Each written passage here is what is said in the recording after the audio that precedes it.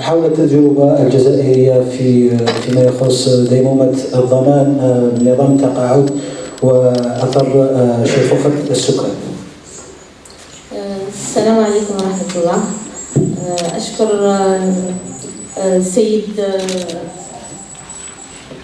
أشكر سيد مدير المدرسة العليا للإدارة على هذه الاستضافة. السلام عليكم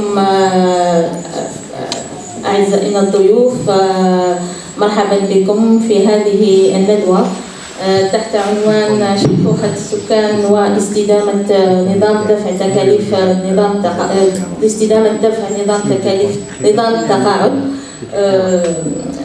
نرحب بكم، والآن نشرع في افتتاح أول la première session des travaux de cette journée. Donc nous allons commencer par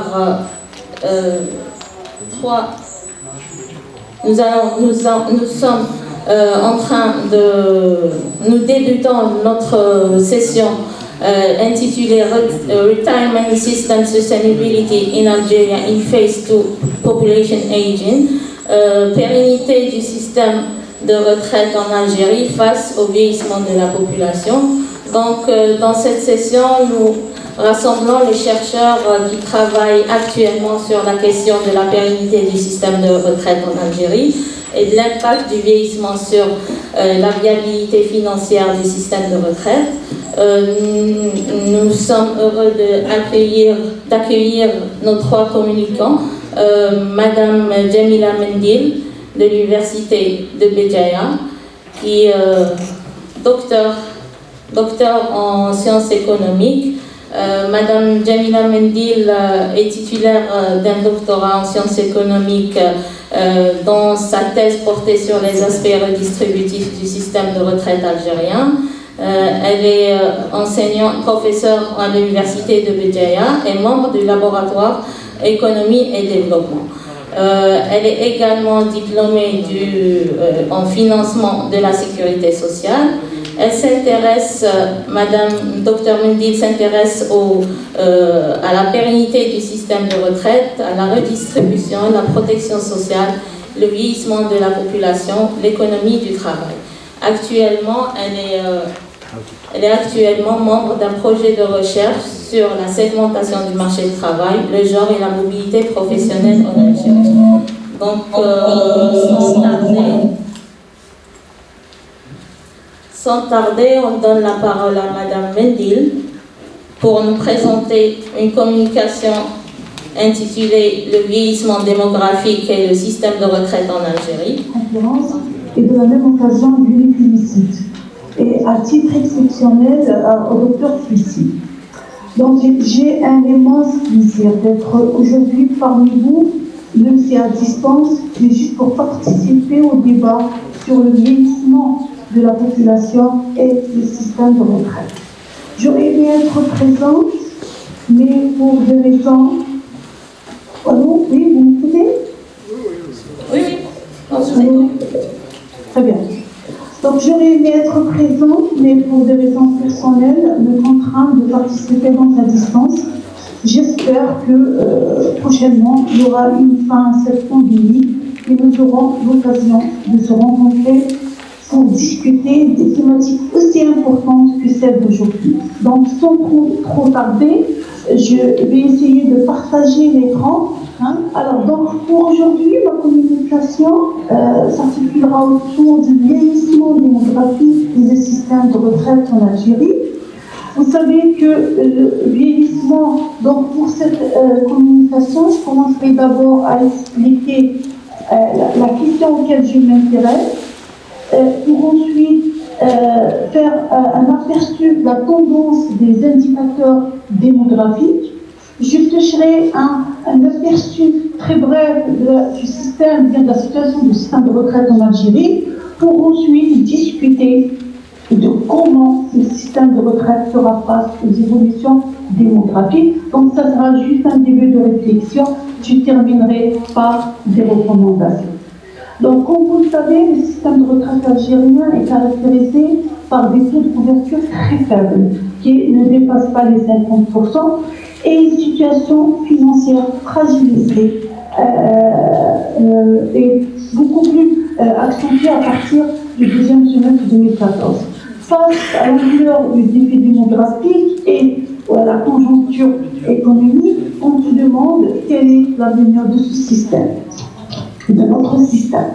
Donc, le vieillissement futur de la population sera le résultat de deux variables démographiques, à savoir l'arrivée des générations du baby boom, né durant les années 70-80, et l'allongement de l'espérance de vie à la naissance. En effet, l'espérance de vie à la naissance a connu avec une croissance rapide, passant de 49,79 en 1966 à 77,8 en 2019.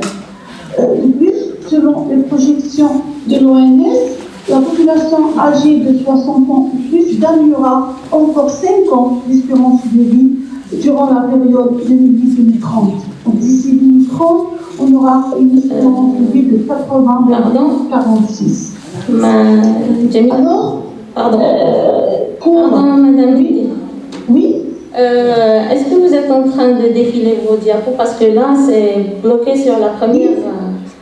Non, moi je suis à la 3e. D'accord. Ça ne paraît pas? Non.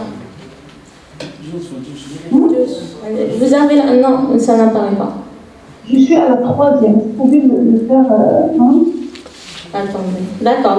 Allez-y, continuez. Alors, j'ai dit, nous allons faire un aperçu des différents indicateurs démographiques juste pour avoir une idée de la tendance. Donc, la population algérienne, comme vous le savez, a connu une croissance considérable, passant de 12 millions d'habitants en 62 à 43,9 en 2020, janvier 2020. Donc, si...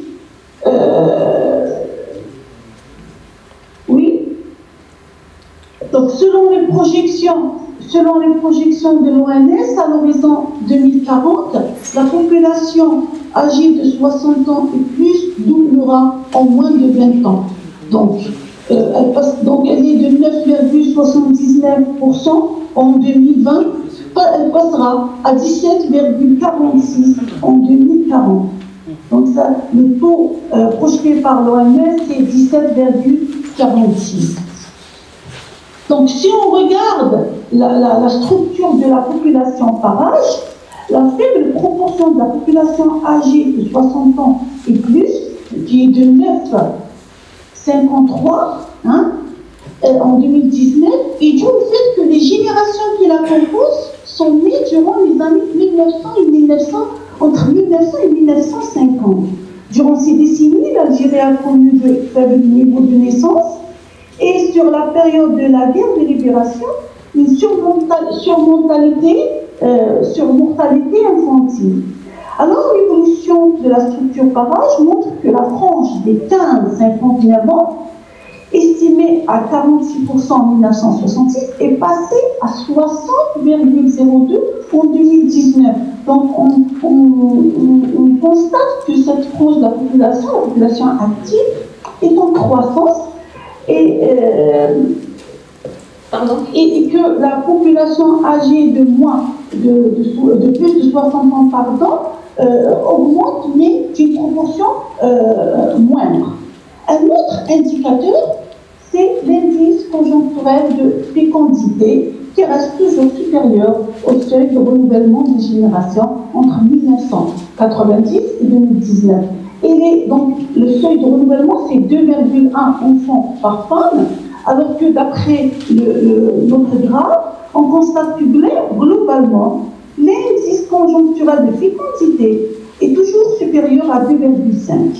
Et il a connu bien sûr une baisse considérable de 90 à 2000, où il est passé donc de 4,5 à 2,4, mais il connaît une légère hausse pour atteindre en 2019 un indice de 3 enfants par femme, selon les statistiques de l'OMS. Donc,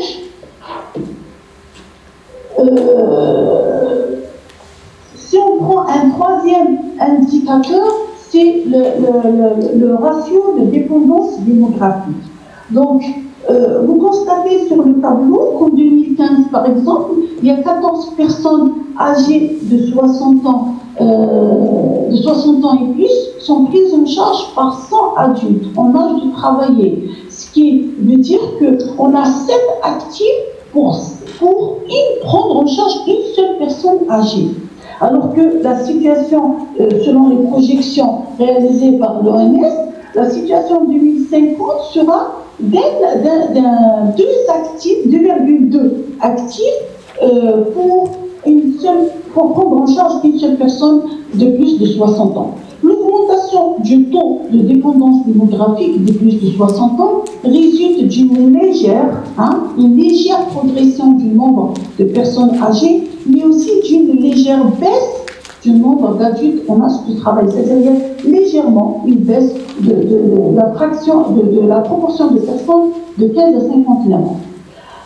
Donc, l'augmentation du poids des 60 ans et plus par rapport aux autres classes d'âge est lente quand même. Il n'y a pas une accélération dans la progression si on la compare à la baisse du taux de dépendance des moins de 15 ans pour la période 90-2050. Donc là, pour le ratio de dépendance des moins de 15 ans, on remarque qu'il y a une baisse quand même importante si on la compare par rapport à l'évolution de la tranche d'âge de 60 ans et plus. Pour 2019, le ratio de dépendance démographique des moins de 15 ans enregistre une légère reprise. Donc on constate ici une reprise. On aura donc en 2019 55% personnes en âge d'activité, c'est-à-dire 2 personnes en âge d'activité prendront en charge un seul enfant. Alors, le dilemme, la problématique réside. Allô? Oui. Il y a un problème? Tout va bien? D'accord. Donc, le dilemme, c'est quoi le problème qu'on veut discuter aujourd'hui? C'est que l'arrivée à l'âge de la retraite de toutes les générations du baby boom qui commenceront à fêter bientôt donc leur 60e anniversaire à partir de 2030 et 2040 pose un défi sérieux à la prise de retraite, parce que tous ces actifs-là vont devenir des retraités, sachant déjà que le système de retraite est déficitaire. Pour juste expliciter le déficit de la caisse, juste un moment, donc le vieillissement futur de la population on suppose que ce vieillissement futur risquera d'aggraver encore le déficit de la CNR. Nous allons juste aborder un aperçu bref de la situation financière du système de retraite. Avant cela, nous allons dresser un petit tableau. C'est des évidences pour certains, mais il s'agit là d'un rappel que notre système de retraite était en Algérie un système d'inspiration bismarckienne. Il est fondé sur une logique d'assurance où la pension de retraite perçue par l'individu à la fin de sa carrière professionnelle est proportionnelle à son revenu d'activité. C'est un système contributif financé par la répartition. Donc, le financement du système est lié à l'équilibre du marché du travail. Les pensions sont à prestation définie, puisque c'est un système contributif. Ici en Algérie, il y a 2 régimes, un pour les salariés du public et du privé, et un autre pour les non-salariés, donc les professions libérales et indépendants. Pour le régime des salariés, l'âge légal de départ à la retraite est actuellement de 60 ans pour les hommes et 55 ans pour les femmes. Le salaire de référence pour calculer le montant de la pension est le salaire des 5 meilleures années de la carrière. Donc ce graphe-là, ou bien cette figure, nous montre la situation financière de la CNR. Bien évidemment, on y a des dinars constants, la base 2001. On constate ici que durant la période 99-2000, où la caisse était déficitaire, mais des efforts considérables ont été déployés afin de rétablir l'équilibre du système. Les recettes ont augmenté beaucoup plus vite que les dépenses, arrivant ainsi à résorber le déficit de la caisse des retraites. L'excédent résulte bien sûr de l'accroissement de la base de cotisants. Il y a eu beaucoup de cotisants du fait des emplois créés dans le cadre des programmes de relance économique. C'est pour ça que de 2001 à 2012, si vous arrivez à voir le graphe, la situation financière de la CNR est marquée par des fluctuations avec une alternance d'excédent et de déficit. Donc, il n'y a pas eu réellement une résorption du déficit, mais il y a eu des moments où la caisse a enregistré des excédents. L'augmentation des ressources de la caisse a été induite principalement par la création d'emplois et par conséquent l'augmentation du nombre de cotisants qui est passé de 3 451 000 en 2005 à 4 860 000, presque donc 5 millions de cotisants en 2010. L'accroissement des ressources vient aussi de la hausse du taux de cotisation. Donc, durant cette période-là, le taux de cotisation en retraite était de 7,5 en 2000 et il est passé à 17,25 en 2006. Mais en parallèle, pourquoi il y a eu des déficits? Parce qu'en parallèle, il y a eu l'augmentation des dépenses, principalement induite par l'augmentation du SMIC, qui était de 6 000 en 2000 et il a atteint 15 000 en 2010. Et donc, quand il y a l'augmentation du SMIC, il y a l'augmentation du montant des pensions qui sont calculées en fonction du SMIC aussi, du salaire minimum. Et par conséquent, il y a augmentation des dépenses de la caisse. Aussi, il y a un accroissement du nombre de retraités, donc qui a augmenté d'environ 85%. On avait en 2000 1 247 000 retraités et en 2012, le nombre de retraités a atteint 2 312 000. Donc, il y a eu une augmentation du nombre de retraités suite au dispositif de pré-retraite qui ont encouragé, dans certains cas, une femme à sortir du marché du travail à l'âge de 45 ans.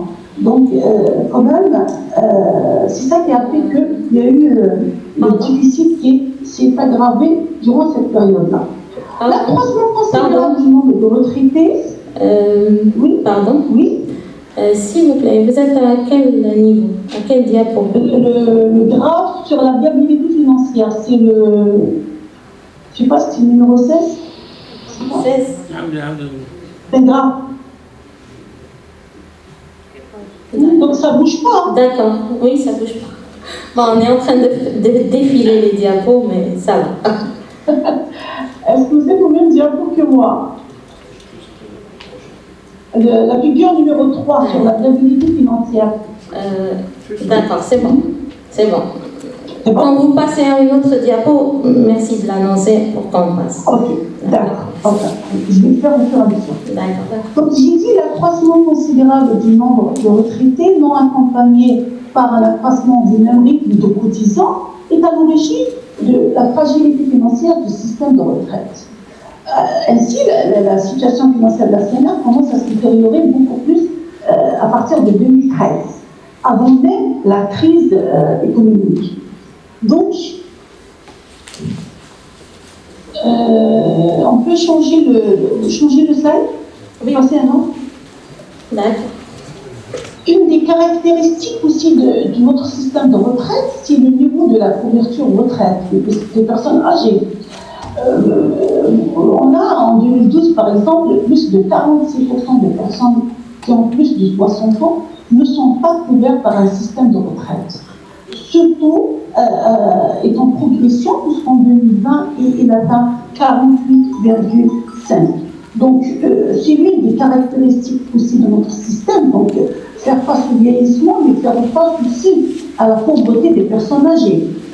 Donc, la fraction des personnes de plus de 60 ans non couvertes, j'ai dit, était en progression entre 2012 et 2020. Je vous montre le slide suivant, le slide, un tableau numéro 2, sur la situation des personnes âgées de plus de 60 ans. Voilà. Donc, ici, la faiblesse de la couverture sociale en Algérie, la couverture retraite particulièrement, est due au déséquilibre du marché du travail et donc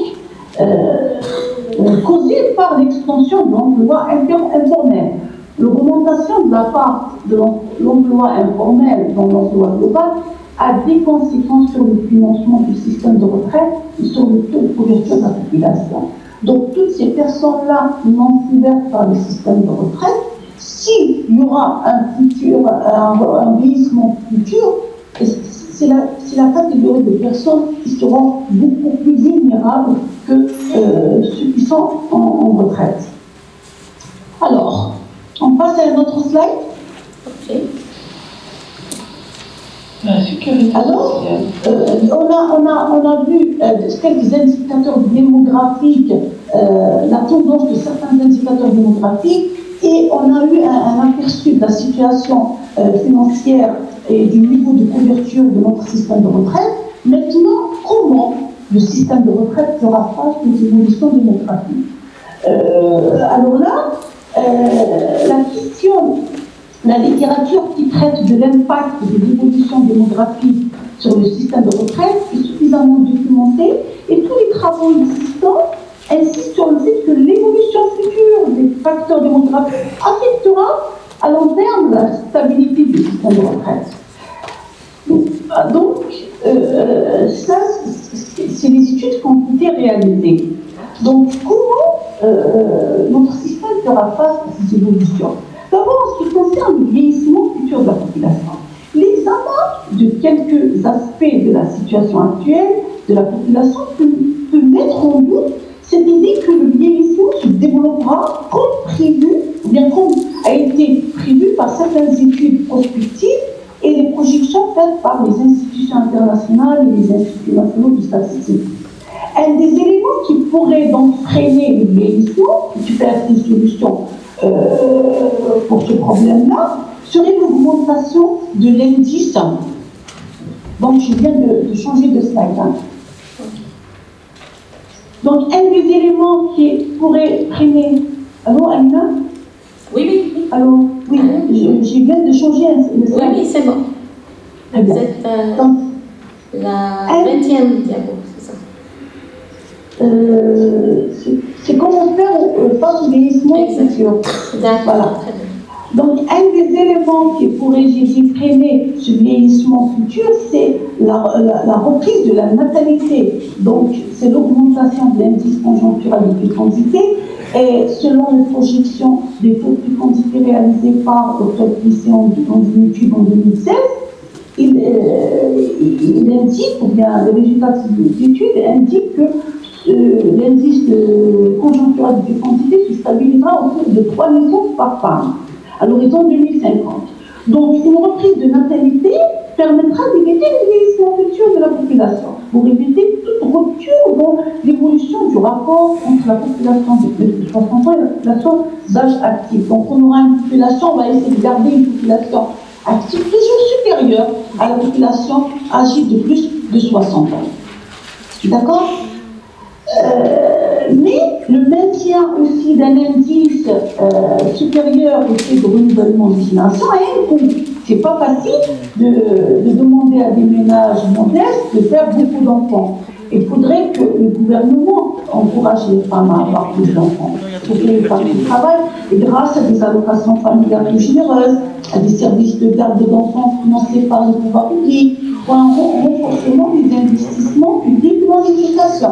Donc, c'est une mesure possible, il faut qu'il y ait un accompagnement de l'État.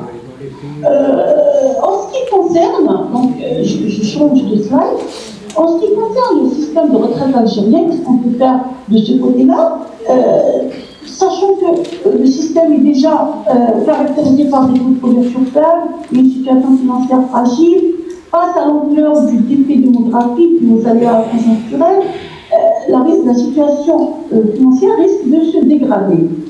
Pour rétablir l'équilibre du système, la croissance du nombre de retraités doit être accompagnée d'un accroissement du nombre d'actifs.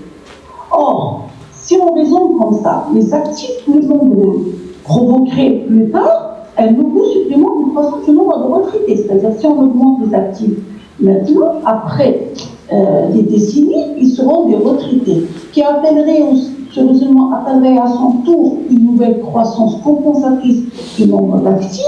Donc le raisonnement peut être indéfiniment prolongé pour échapper au vieillissement de la population.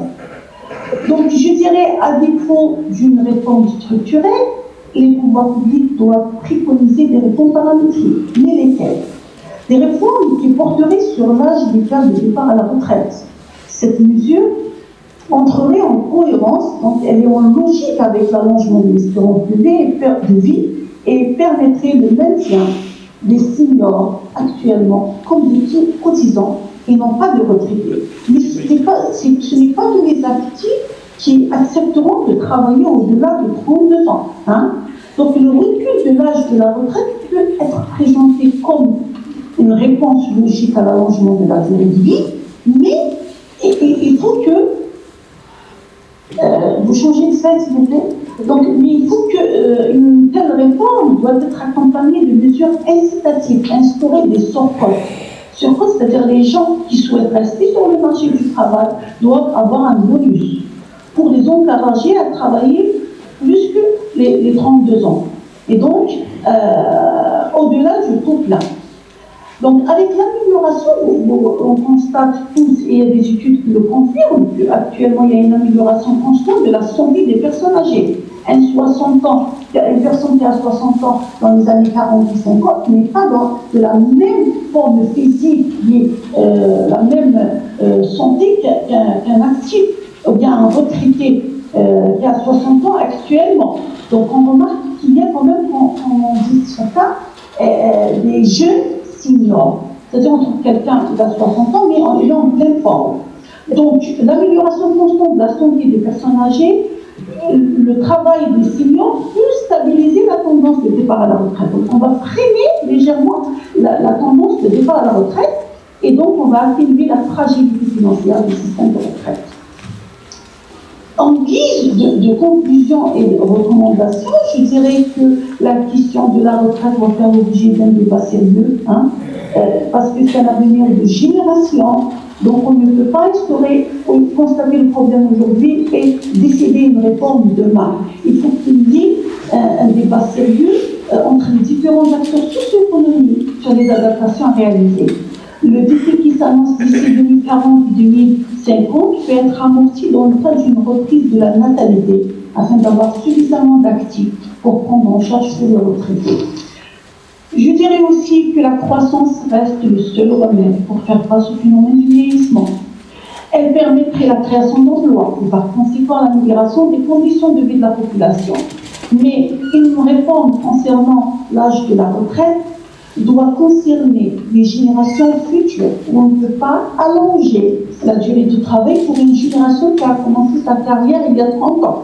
Donc de telles réformes s'engagent pour des générations futures et doivent être introduites progressivement. On a remarqué ça, par exemple au Japon, dont la réforme est envisagée ou bien est programmée pour 2025. En Estonie, elle est programmée pour 2026. En Bulgarie, ici pour 2030, encore pour la République tchèque, où elle est programmée pour 2044. Car une réforme inadaptée peut avoir un impact négatif sur l'emploi et accentuer la vulnérabilité des salariés et créer des malaises sociaux comme ce qui se passe actuellement dans les pays d'Europe. Alors sur ce, je vous dis merci pour votre attention et merci pour le temps qui m'a été imparti.